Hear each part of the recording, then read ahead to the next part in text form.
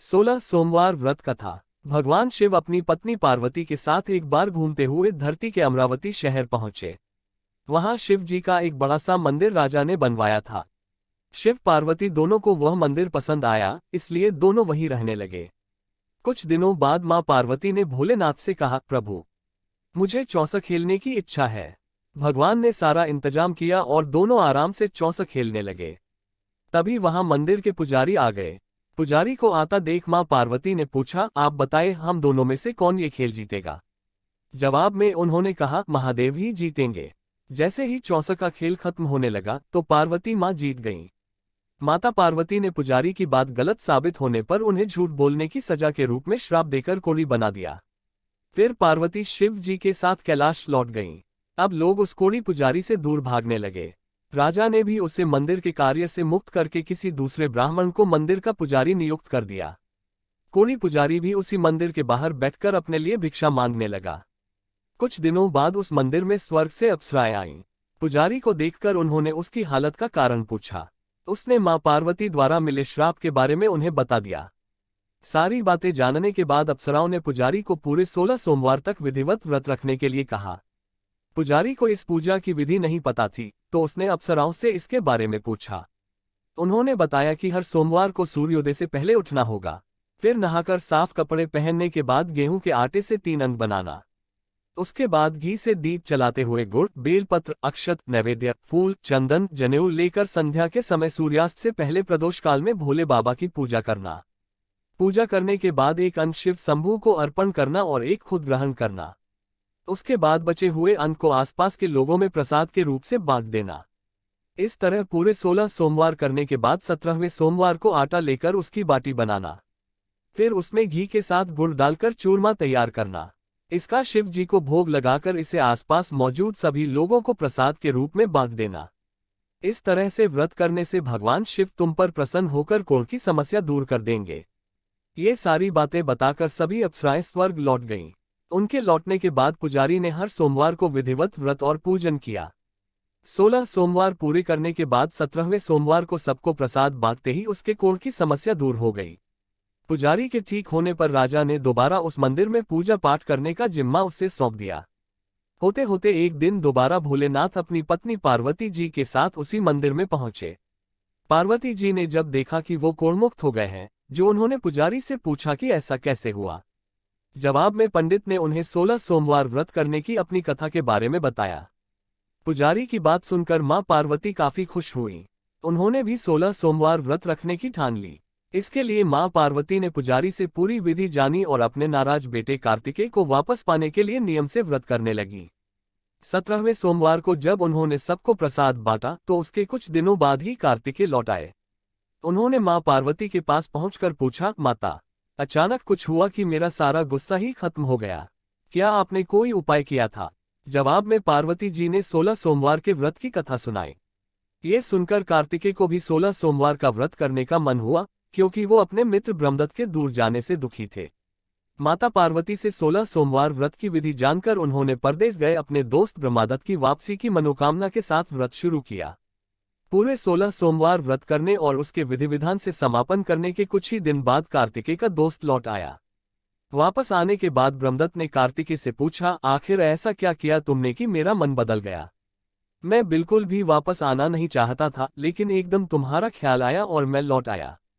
कार्तिकेय ने भी अपने दोस्त ब्रह्मदत्त को 16 सोमवार व्रत की महिमा के बारे में बताया। इसके बारे में जानने के बाद ब्रह्मदत्त ने भी व्रत रखना शुरू कर दिया। व्रत खत्म होते ही वह अपने दोस्त कार्तिकेय से विदा लेकर यात्रा पर निकल गया। दूसरे नगर पहुंचते ही ब्रह्मदत्त को पता चला कि राजा हर्षवर्धन ने अपनी बेटी गुंजन के विवाह के लिए स्वयंवर रखा है। राजा की प्रतिज्ञा है कि उनकी हथिनी जिस भी लड़के के गले में माला डालेगी, वही उसकी बेटी से विवाह करेगा। उत्सुक होकर ब्राह्मण भी महल पहुंच गए। वहां कई सारे राजकुमार थे। उसी वक्त हथिनी ने अपने सूंड में माला उठाए और ब्रह्मदत्त के गले में डाल दी। राजा ने अपनी प्रतिज्ञा को पूरा करने के लिए ब्राह्मण ब्रह्मदत्त से अपनी बेटी का विवाह करवा दिया। शादी के बाद ब्राह्मण से उसकी पत्नी ने पूछा, आखिर आपने ऐसा कौन सा अच्छा कार्य किया था कि हथिनी ने सबको छोड़कर आपको मेरे लिए चुना? ब्रह्मदत्त ने उसे 16 सोमवार व्रत के बारे में बताया। राजकुमारी ने ये सब जानने के बाद अपने पति से विधि पूछकर व्रत करना शुरू कर दिया। व्रत के समापन के बाद उसे एक सुंदर सा बेटा हुआ जिसका नाम गोपाल रखा गया। गोपाल जब बड़ा हुआ तो उसने अपनी माँ से पूछा, आखिर मैं आपके ही घर पैदा क्यों हुआ? कौन सा शुभ कर्म आपने किया था? गोपाल को उसकी माँ गुंजन ने 16 सोमवार व्रत कथा सुनाई। गोपाल ने भी शिव भगवान की महिमा जानने के बाद बड़े से राज्य को पाने की चाह में 16 सोमवार व्रत रखना शुरू कर दिया। व्रत पूरा होते ही एक दिन पास के ही राजा को गोपाल पसंद आ गया। उन्होंने अपनी बेटी मंगला से उसकी शादी करवा दी। कुछ ही दिनों बाद उस राजा का देहांत हो गया। अब गोपाल ही पूरा राज्य संभालने लगा। गोपाल ने भगवान शिव को धन्यवाद कहते हुए दोबारा 16 सोमवार का व्रत रखा। इसके समापन के दिन उसने अपनी पत्नी से सभी सामग्री पास के शिव मंदिर तक पहुंचने के लिए कहा। मंगला ने खुद जाने के बजाय पूजा की सामग्री कुछ सेवकों के हाथों मंदिर तक पहुंचा दी। उसी दौरान आकाशवाणी हुई, राजन, तुम्हारी पत्नी ने 16 सोमवार व्रत का आदर सम्मान नहीं किया। अब तुम उसे अपने महल से तुरंत निकाल दो, वरना तुम्हारा सब कुछ खत्म हो जाएगा। गोपाल ने अपनी पत्नी को अपना आदेश न मानने और भगवान शिव के अनादर के लिए महल से निकाल दिया। अब वह भूखी प्यासी दर दर भटकने लगी। उसे जो भी सहारा देता उसका सब कुछ चौपट हो जाता था। एक दिन उसने एक बुढ़िया की सूत की गठरी को छुआ तो सारा सूत हवा में उड़ गया। फिर उसे एक तेनाली ने रहने के लिए घर दिया तो उसके सारे तेल के मटके खुद ब खुद टूटने लगे। ऐसी मनहूसियत को देखते हुए हर किसी ने उसे अपने यहाँ से निकाल दिया। अब उसकी कोई मदद नहीं करता था। प्यास के मारे जब वो किसी नदी के पास पानी पीने के लिए पहुंचती तो वो नदी सूख जाती। फिर एक दिन वह जंगल में पेड़ के नीचे छांव पाने के लिए बैठी। उसी वक्त वह पेड़ सूख गया। देखते ही देखते सारे हरे भरे पेड़ सूखने लगे। कुछ देर बाद वो एक तालाब में पहुंची। वहां का पानी जैसे ही उसने छुआ उस पर कीड़े पड़ गए। ये सब देखकर वो हैरान हो गई और उसी कीड़े वाले पानी को उसने पी लिया। भटकते भटकते एक दिन रानी पुजारी के पास पहुंची। उसे देखकर पुजारी समझ गया कि इसके साथ कुछ सही नहीं चल रहा है। उसने रानी को मंदिर में ही रहने की इजाजत दे दी। रानी मंदिर में सब्जी या फल को हाथ लगाती तो वो सड़ जाते, आटे को छूती तो उसमें कीड़े पड़ने लगते, पानी से बदबू आने लग जाती। ये सब देखकर पुजारी ने कहा, लगता है तुमसे कोई बड़ा अपराध हुआ है जिससे नाराज होकर देवताओं ने तुम्हें दंड दिया है। इस बात के जवाब में रानी ने पुजारी को शिव की पूजा करने के लिए सामग्री से जुड़ी पूरी कहानी बता दी।